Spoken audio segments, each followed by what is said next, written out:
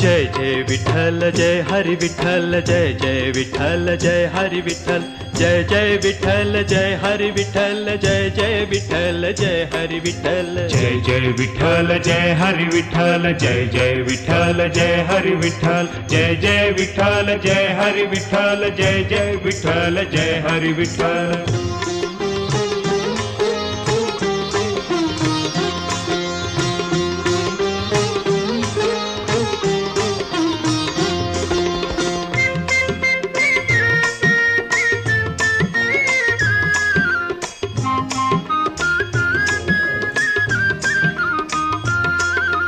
कांदा मुळा भाजी अवघी विठाई माझी अवघी विठाई माझी अवघी विठाई माझी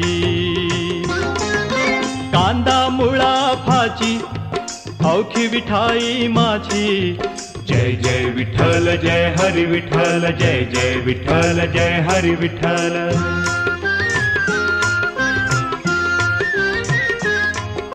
संघटन व्हावं, माळी समाज या ठिकाणी खऱ्या अर्थाने एकत्र यावा. का गरज पडते आपल्याला, काय कारण असतात एकत्र येण्याबद्दलची? तर तुम्हाला या लोकशाही प्रक्रियेमध्ये न्याय मिळत नाही. संघटना ज्या खऱ्या अर्थानं आपल्या सर्वच क्षेत्रामध्ये काम करणाऱ्या आपल्या प्रमुख कार्यकर्त्यांच्यासाठी रक्तवाहिनीचं काम करत असतात. आणि या संघटना जेवढ्या बळकट, ज्या समाजाच्या संघटना जेवढ्या बळकट, तो समाज तुम्हाला लक्षात येईल की खऱ्या अर्थानं त्या समाज प्रगती करत असतो. आपल्या समाजापुढे अनेक प्रश्न आहेत. लक्षात घ्या की मी नेहमी प्रत्येक माझ्या मनोगतातून सांगत असतो की वाढपी आपला असल्याशिवाय आपल्याला त्या ठिकाणी पोटभर जेवण मिळत नाही. आणि म्हणून प्रत्येक या व्यवस्थेमध्ये आपली माणसं त्या ठिकाणी असली पाहिजे. अनेक कार्यकर्ते या संघटनेच्या माध्यमातून खऱ्या अर्थानं निर्माण होतात. समाजापुढं अनेक प्रश्न आहेत, राज्य पातळीवरचे प्रश्न आहेत. आमच्या समाजाची जातीनिहाय जनगणना झाली पाहिजे. काय आहे जातीनिहाय जनगणनेमध्ये? या राज्यामध्ये माकड खोकड डुक्कर सगळं गाढव जास्तीचं आपल्याला लाभ त्या ठिकाणी मिळेल. त्या ठिकाणी खऱ्या अर्थानं मार्गदर्शन करतील. खेडवासियांना विशेष धन्यवाद देतो की त्यांनी या ठिकाणी या कार्यक्रमाचं नियोजन केलं आणि आमच्या सर्वच गणमान्य व्यक्तींना या ठिकाणी पाचारण केलं. त्यांचा यथोचित असा सन्मान केला. अधिकचा वेळ घेत नाही. मी या ठिकाणी स्थानिक पातळीवरील आमचे नाना या ठिकाणी आपलं मनोगत व्यक्त करतील. हे तसं पाहिलं तर माळी समाजाची राजधानी म्हणून ओळखलं जातं. प्रथमतः या खेडची ओळख राजाचं खेड अशी या गावची ओळख होती. परंतु योगायोगानं किंवा समाजाचं संघटन होत होत असं या ठिकाणी घडलं गेलं की या ठिकाणी माळी समाजाची राजधानी म्हणून हे खेड उदयास येते. यानंतर असा मेळावा घेण्याचं उद्दिष्ट की आपल्या खेडगावामध्ये घेतला. परंतु असा मेळावा या अगोदर 1972 साली कदम गुरुजी यांनी आयोजित केला होता. त्यावेळेला माळी समाजातील गुजरात, राजस्थान तसेच देश पातळीवरील केंद्रातले सर्व मान्यवर अशी लोक सर्व जमा होती. परंतु आपण या ठिकाणी महाराष्ट्र राज्यातून लोक जमा करण्याचं काम या ठिकाणी केलेलं आहे. आणि यासाठी आपल्या ग्रामस्थ असतील, जिल्ह्यातून तालुक्यातून आलेले मान्यवर असतील, महाराष्ट्रातून पुण्यातून नागपूरवरून आलेले मान्यवर असतील, हे सुद्धा या ठिकाणी या कार्यक्रमामध्ये उपस्थित झाले. आज सातारा सिटीला लागून असलेले खेडेगाव आणि असलेला समाज तसं पाहिलं तर आज या ठिकाणी सकाळी लवकरच सांगितल्यामुळं समाज या ठिकाणी उपस्थित राहू शकला. प्रत्येकाची कामं असतात, कोण नोकरदार असतं, कोण सिटीतले कामं असतात, त्यामुळं उपस्थित राहिलेले नाही. म्हणून मी प्रथमतः सर्वांची माफी मागतो. का तर या ठिकाणी तुम्ही टाकून दिलं परंतु आपल्याला हे झेपलं नाही म्हणण्याचा उद्देश असा की लोकांना आपण काय कासऱ्यावर बांधून ठेवू शकत नाही. जी काय उपस्थित आहेत ते या ठिकाणी येण्याचं काम त्यांनी केलेलं आहे. यानंतर बरेच मुद्दे आहेत आणि हे मुद्दे प्रकर्षानं आपल्यातील जसं वनवासवाडी हे गाव, वनवासवाडीला वनवासवाडीत नाव न देता त्या ठिकाणी फुलेनगर असा त्याला दर्जा द्यावा, त्या गावाला नाव देण्यात यावं अशी मी विनंती करतो वरिष्ठांना. तसेच सातारा जिल्ह्यातून कडगुणमधून जाणारा महामार्ग, तिथे कडगुण हे गाव महात्मा फुल्यांचे गाव, त्याला महात्मा फुल्यांचं नाव देण्यात यावं त्या महामार्गाला. तसेच मेडिकल कॉलेज आहे, त्या मेडिकल कॉलेजला सुद्धा आपल्या स्त्रियांच्या ज्या शिक्षणाची द्वारं ज्यांनी उभी केली अशा सावित्रीबाई फुले यांचं नाव त्या मेडिकल कॉलेजला द्यावं अशी मी वरिष्ठांना विनंती करतो. आणि नाही पाहिजे, आपण माळी हे सांगताना आपल्याला अभिमान वाटला पाहिजे. आणि मी हे लहानपणापासून अनुभवलंय. माझे पप्पा गावचे पुढारी आहेत आणि माझ्या पप्पांना राजकारणात माळी समाजामुळे सरपंच होता आलं नाहीये, ह्याचं मला म्हणजे खूप दुःख वाटतं. आणि आपल्या माळी समाजाला आपण बोलले राजकारणात खरंच कमी लेखलं जातं. म्हणून आपल्याला सावित्रीबाई फुले यांनी आपल्या बहुजन सगळ्या समाजाला न्याय मिळवून दिला. मग आपण आपल्या समाजासाठी न्याय मिळवून देऊ शकतो. आपले अध्यक्ष त्यांचं मनापासून मला आभार मानायचे. आता मी माहेरी आलेलो, माझी बहिणी आपल्या समाजाचा कार्यक्रम होतोय त्याचा मला इतका अभिमान वाटतो. मी पण आता माझ्या सासूबाई आहेत, त्यांची मावस बहीण पुण्यात टिळेकर म्हणून शोभा टिळेकर ह्या काम करतात. मग त्यांनी मला आपल्या सातारा जिल्हाध्यक्ष म्हणून, महिला जिल्हाध्यक्ष म्हणून मला पद दिलं. मला खूप अभिमान वाटतोय आणि मी माझ्या समाजासाठी मला जमेल एवढं कार्य करीन. आणि आपल्या समाजात सुद्धा खूप हुशार विद्यार्थी आहेत, त्यांच्यासाठी आपण आता हे मान्यवर आहेत एवढे आपल्यासाठी वेळ देत आहेत. मग आपण पण आपल्या समाजासाठी काहीतरी कार्य केलं पाहिजे. मला माझ्या वडिलांचा पण अभिमान आहे, त्यांनी ह्या कार्यक्रमासाठी आपल्या मुलींना इथं घेऊन आले. धन्यवाद. धडपडलं पाहिजे किंवा ओबीसी आपलं हे टिकलं पाहिजे. त्यामुळे आपल्याला राजकीय कुठेही संधी मिळते. अभय शिवराज हा मोठ्या मनाचा नेता होता आमचा, तो गेला. शिंदे बाबा आहेत, करतात, येतात आमच्याकडे सगळे. पण न कळतं मराठी लोक कसे करतात असं घोटाळा होतो. त्यासाठी माळ्याने एकत्र आलं ना, मग आपली जर ताकद दाखवली माळ्यांची तर काय पुढचा समाज. मी एकटा गावात 75% माळी समाज आहे, पण मी भेट नाही, सगळं भेटून काम करतो काय. आणि समाजासाठी धडपडायचे समाज. आणि हो दुसरी गोष्ट असेल माळी समाजात किंवा मराठ्यात किती आता लग्नाच्या अडचणी झाल्या काय, तर ह्यासाठी नोकरी शेती असा लडबडीनं मुली देखील आपल्याला त्या शिकलेल्या आहे. आणि मुली काय म्हणतात मला मग काय वेगळ्या जातीत. गेल्या 15 तारखेपासून आम्ही जवळपास आज 7 दिवस पूर्ण झालेले आहेत आणि आता 8व्या दिवशी दौऱ्याची सुरुवात केलेली. नागपूरवरून सुरू झालेला हा दौरा संपर्क अभियान गोंदिया, नागपूर जिल्हा, गोंदिया जिल्हा, त्यानंतर गडचिरोली, त्यानंतर चंद्रपूर, यवतमाळ, वाशिम आणि पुढे परभणी, हिंगोली आणि त्यानंतर उस्मानाबाद, सोलापूर, पंढरपूर आणि काल सांगली, कोल्हापूर करून आम्ही साताऱ्यापर्यंत आलेलो. यापुढे हा दौरा 31 मेपर्यंत चालणार आहे. आज पुणे, त्या पिंपरी चिंचवड, पुणे ग्रामीण आणि अशा प्रकारे चालत संपूर्ण महाराष्ट्रामध्ये सगळ्या जिल्ह्यामध्ये जिथे जिथे आमचे समाज बांधव आहे, जिथे जिथे आमच्या संघटना आहे. आणि हा दौरा करण्याकरता जो आम्हाला नियोजन करावं लागलं हे आमच्या कार्यकर्त्यांनी जागोजागी करून ठेवलेलं आहे. मोठमोठ्या सभेचं आयोजन सुरू आहे.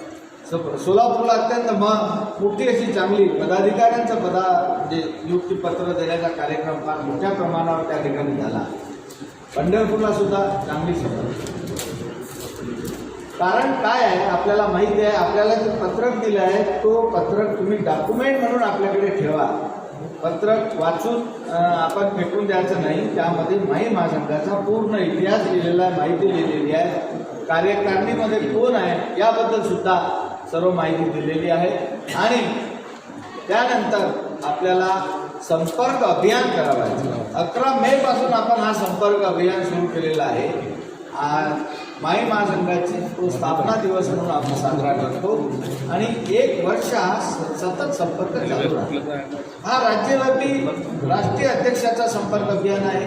यानंतर प्रदेश अध्यक्षाचा चालू राहील. यानंतर विभागीय अध्यक्ष करतील. अशा प्रकारे वर्षभर संपर्क करून आपल्याला 1 लाख लोकांपर्यंत पोहोचायचं.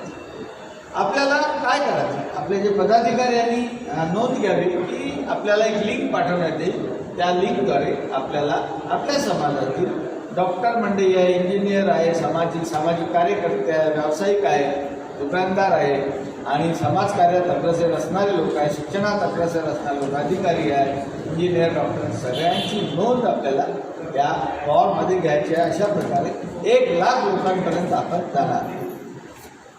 आपण हे संघटन वाढवण्याचं काम, समाजाची आर्थिक उन्नती व्हावी, समाजाची राजकीय उन्नती व्हावी, समाजाची औद्योगिक उन्नती व्हावी, आपल्या लोकांना काम मिळावं, तरुणांना मार्गदर्शन व्हावं, या बाबतीत आपण ह्या सगळ्या गोष्टीसाठी हा माई महासंघ स्ट्रॉंग करण्याचं काम आपण त्या ठिकाणी केलेलं आहे.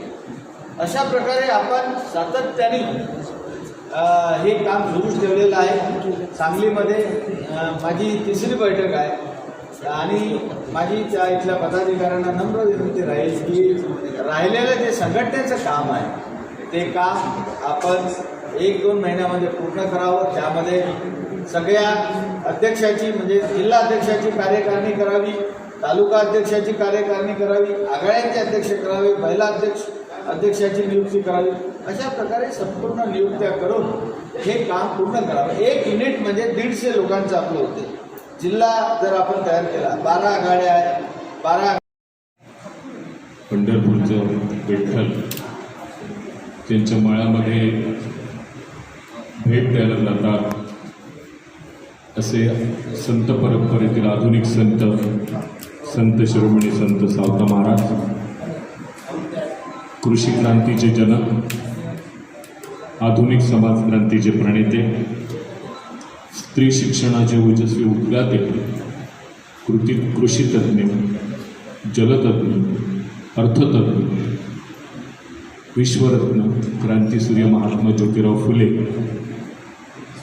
भारतीय राज्यघटनेचे शिल्पकार, भारतरत्न डॉक्टर बाबासाहेब आंबेडकर, आरक्षणाचे जनक छत्रपती शाहू महाराज, अहिल्याबाई होळकर, बहुजन साहित्याचे जनक शाहीर अण्णाभाई साठे यांच्या पावन स्मृतीला विनम्र अभिवादन.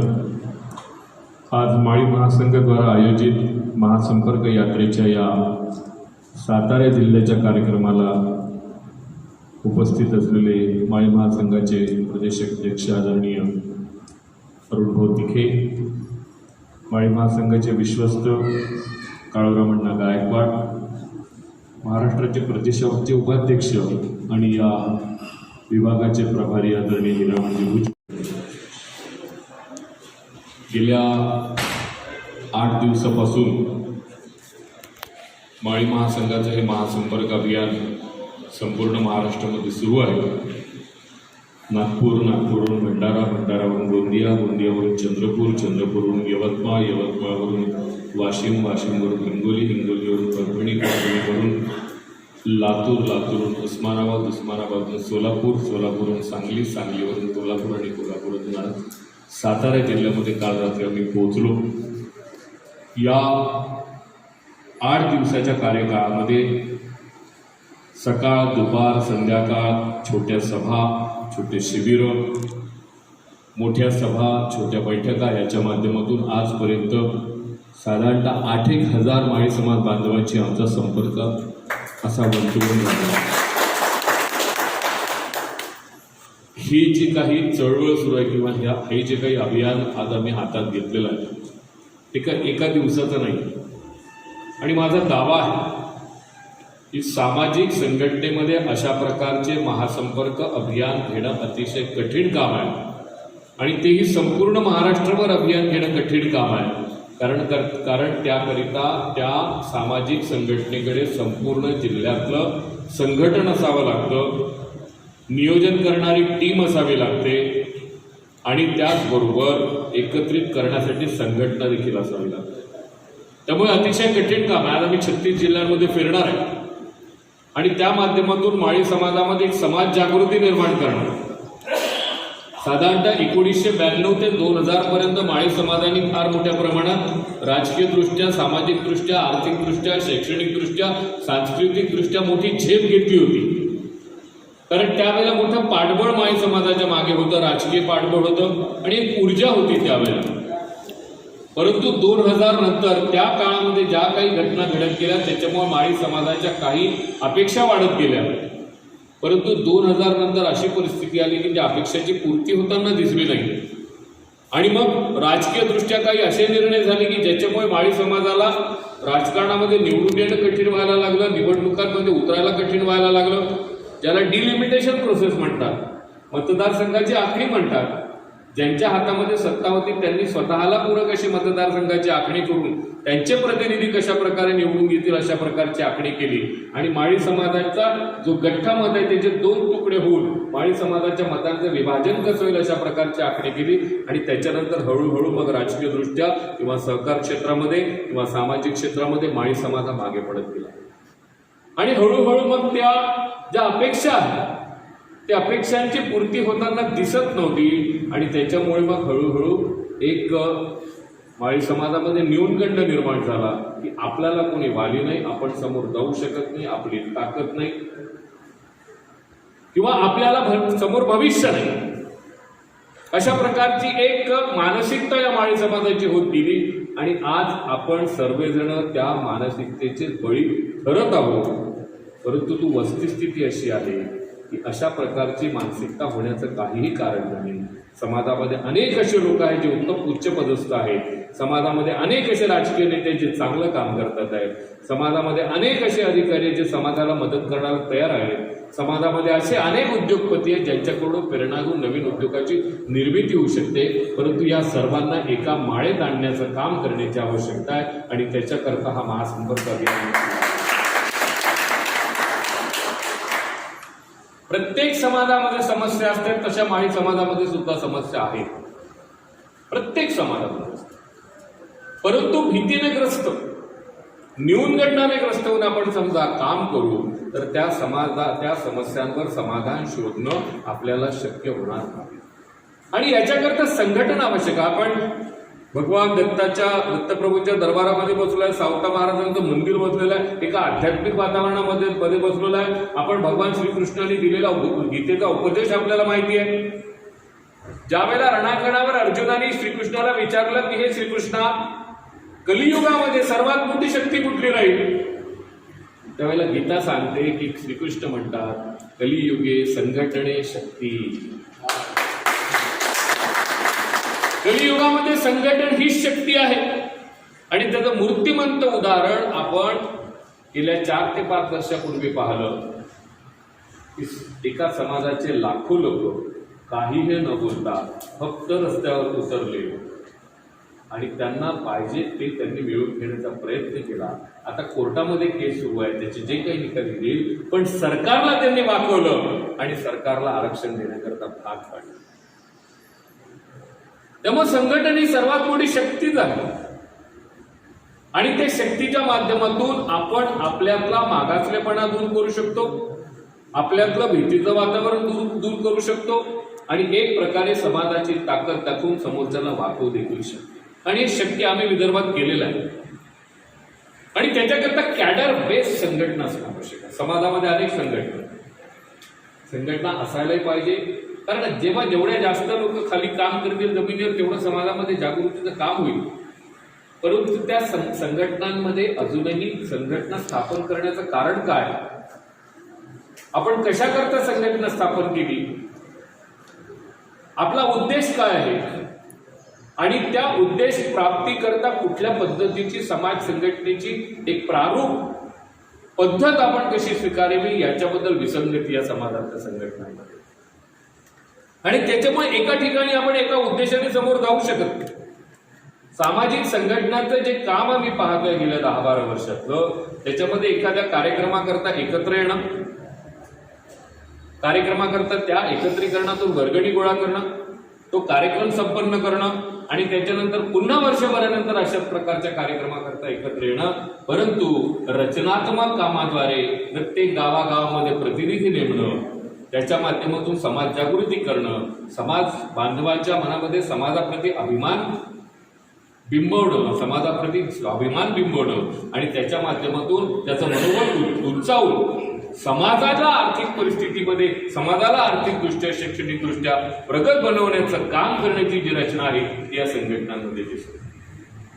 साधारणतः 1982 साली माळी महासंघाची स्थापना झाली. ॲडव्होकेट गोडे, आनंदराव गोडे यांनी नागपूरला या माळी महासंघाची स्थापना केली. महाराष्ट्रातला पहिला रजिस्टर्ड माळी महासंघ हा. अनेक संघटना असे की त्यांचं रजिस्ट्रेशनच नाही, फक्त कागदावर. आणि रजिस्ट्रेशन नसेल तर मग त्या संघटनेमध्ये तुम्ही एखादा उद्देश घेऊन काम करू शकत नाही किंवा एखादी रचना लावून काम करू शकत नाही किंवा तुम्ही कुणाला उत्तरदायी नसता. रजिस्टर्ड संस्था असेल तर संघटना असेल तर त्याच्यामध्ये सभासद आहेत, सदस्य आहेत आणि त्याच्यामध्ये त्यांना उत्तर देणं संघटनेच्या प्रमुखांचं काम असतं. आणि या संघटनेमध्ये कधीही विघटन झालं नाही. पिढी दर पिढी या संघटनेमध्ये एका पिढीने दुसऱ्याकडे, दुसऱ्या पिढीने तिसऱ्याकडे, तिसऱ्या पिढीने चौथ्याकडे आपले सूत्र जे आहे ते हँडओव्हर केले. आणि आज 4 पिढ्यानंतर अविनाश ठाकरे नावाचा हा जो व्यक्ती आहे तुमच्या समोर उभा, जो या संघटनेमध्ये नागपूर शहराचा युवक अध्यक्ष होता, तो आज राष्ट्रीय अध्यक्ष म्हणून. खरं पाहता तिखे साहेबांचं वय, त्यांचा अनुभव, त्यांनी राष्ट्रीय अध्यक्ष असायला पाहिजे. परंतु प्रत्येक संघटनेकडे चेहरा असावा लागतो, ज्या चेहऱ्याच्या माध्यमातून लोकांना विश्वास मिळतो की हा एक आश्वासक चेहरा या संघटनेकडे आहे, ज्याचे सर्व क्षेत्रामध्ये संबंध आहे आणि त्याच्या माध्यमातून काही विषय सोडवले जाऊ शकतात. याकरता त्यांनी माझी निवड केलेली आहे. अन्यथा तेच राष्ट्रीय अध्यक्षपदाचे प्रमुख जे दावेदार आहेत ते असायला पाहिजे. 68 वर्षामध्ये हा माणूस पायाला भिंगरी लावण्यासारखा फिरतोय, गावागावामध्ये जातोय, संघटन बांधतो आहे. ताडोबा क्षेत्राचे रिटायर्ड ऑफिसर आहेत, फॉरेस्ट रेंजर म्हणून रिटायर झालेले अधिकारी आहेत. त्या क्षेत्रामध्ये वाघ पाहायला प्रधानमंत्र्यांना सुद्धा जावं लागत असेल तर यांच्या परवानगीशिवाय जाऊ शकत नव्हते. परंतु समाजाप्रती एक प्रेम आहे, एक भाव आहे, एक सद्भावना आहे की समाजाचं भलं झालं पाहिजे. याच्याकरता काळूराम अण्णा असतील, हिरामनरावजी भुजबळ असतील, काय करायचं त्यांना त्यांचा चांगला व्यवसाय घरी शांतपणे आरामात टीव्ही पाहत झोपलं. पण नाही, तिथून आले, तुमच्याशी भेटले, संघटना स्थापन केली, काम सुरू.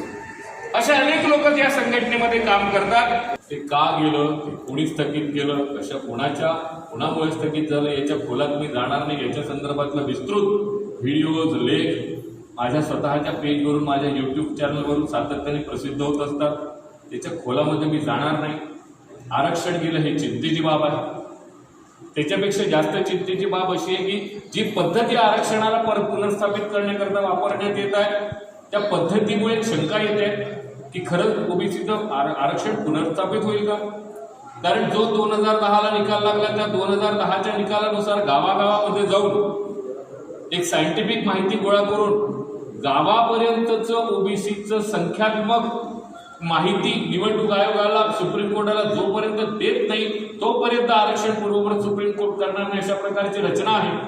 आणि आज ज्या प्रकारे बंठिया आयोग जिल्ह्याच्या ठिकाणी जाऊन 2 तास लोकांचे निवेदन स्वीकारतात आहे आणि सामाजिक क्षेत्रातले लोक आपण खूप मोठं काम करतोय अशा प्रकारच्या अविभावामध्ये त्यांना निवेदन देतात आहे. माझा प्रश्न असा आहे की त्या सामाजिक क्षेत्रातल्या कार्यकर्त्यांच्या निवेदनामध्ये खेड गावामध्ये ओबीसीची संख्या किती याची माहिती आहे का, आणि ती माहिती खरी आहे का, सायंटिफिक आहे का, हे कोण तपासेल. आणि मग ही तपासण्याची यंत्रणा नसेल ती माहिती खोटी असेल तर खेड गावामध्ये ओबीसीच्या किती सीट्स असायला पाहिजे याचं बायफर्केशन कोण करेल. आणि याचं बायफर्केशन केलं नाही तर मग सुप्रीम कोर्ट तो डाटा त्याला मान्यता देईल का, हा खरा प्रश्न माझ्या पुढे उभा आहे जेव्हापासून मी ही रचना पाहतो. अशाच पद्धतीचं काम नारायण राणे समितीने एक वेळेला मराठा आरक्षणाच्या वेळेला केलं होतं आणि सुप्रीम कोर्टामध्ये ते टिकलं नव्हतं. तशाच प्रकारची कार्यप्रणाली बंठिया आयोगाची आहे. त्याच्यामुळे अतिशय चिंता व्हायला लागली. आणि याच्यापेक्षा चिंतेची गोष्ट अशी आहे की आपल्या ताटातला एक पदार्थ आपल्या मोठ्या भावाने किंवा आपल्या ताटातला एक पदार्थ आपल्या ताटातून हिसकून नेला, पण आपण पाहत बसलो, त्याला संघर्ष दुःख सुद्धा नाही केला, त्याला हात सुद्धा समोर नाही केला. तो पदार्थ आपल्या ताटामध्ये जायला पाहिजे. ना रस्त्यावर उतरलो, ना उलटलो, ना प्रतिक्रिया दिल्या. ही सर्वात जास्त आमच्या दृष्टीकोन. कुठे गेला आपल्यातला? कुठे गेली ती महात्मा फुलेंची संघर्ष वृत्ती की त्यांच्या वंशजांमध्ये असायला पाहिजे? 200 वर्षापूर्वी तुमच्यासाठी संघर्ष केला महात्मा फुले. 1882 साली ज्या वेळेला हंटर आयोगाच्या समोर महात्मा फुले साक्ष देतात, त्या साक्षीमध्ये महात्मा फुले असं म्हणतात की या देशातला गरीब शेतकरी, कष्टकरी, कामगार हा सरकारला टॅक्स देतो आणि त्या टॅक्सच्या माध्यमातून जे शिक्षण दिलं जातं ते फक्त त्यांनाच दिलं जातं ज्यांच्या हातामध्ये धर्मसत्ता आणि राजसत्ता आहे.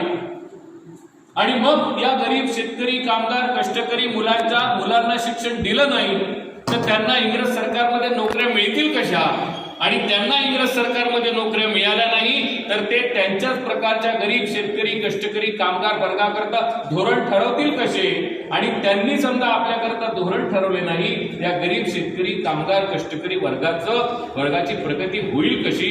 असं 200 वर्षापूर्वी महात्मा फुले हंटर आयोगासमोर मांडतात. आज त्यांचेच अनुयायी त्यांनी दिलेल्या संदेशानुसार, त्यांनी केलेल्या संघर्षांनी मिळालेला एक तोंडचा घास जात असताना देखील गप्प आहे. ही सर्वात मोठी चिंतेची गोष्ट. आज या सर्व विषयाकरता तुमच्या पाठीमागे ताकदीने उभा आहे. कुणाच्या बापाची ताकद नाही आपल्या माणसाला हात लावा. संविधानाने अधिकार दिलेला आपल्याला जगण्याचा या देशामध्ये. संविधानाने आपल्याला अधिकार दिलेला जे पाहिजे ते द्यायचा. आणि हा अधिकार आपल्याला कशामुळे मिळाला? डॉक्टर बाबासाहेब आंबेडकरांनी हा अधिकार आपल्याला कसा काय दिला? तर महात्मा फुलेंचं एक सूत्र आहे ज्याला आपण अखंड म्हणतो.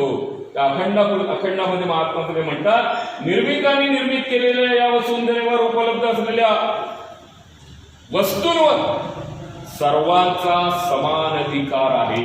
जय ज्योती, जय ज्योती. निर्दोष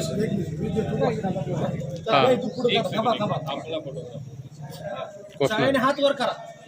जय ज्योती, जय ज्योती, जय ज्योती, जय ज्योती, जय ज्योती, जय ज्योती, जय ज्योती, जय ज्योती, जय ज्योती.